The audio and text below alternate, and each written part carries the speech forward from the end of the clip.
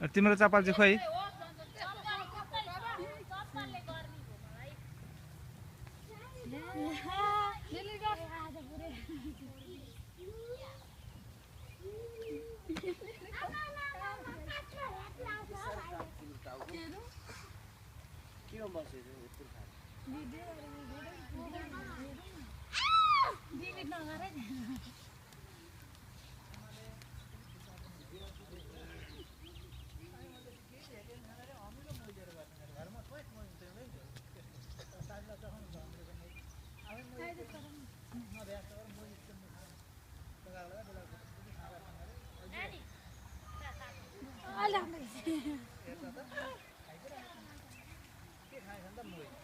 त्यो खोसेर खाइदिनु भयो हैन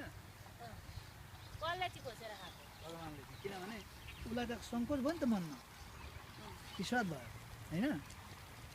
अनि उनले पनि खोसेर खाइदिएपछि त आनन्द भयो भगवानले खाने बित्तिकै मधुमङ्गल ब्राह्मणले चाहिँ त्यसरी खाइरहेको थियो र पहिल्यैदेखि यो वनभोजनको रहेछ तर एकैचोटि खाएको छैन भने मैले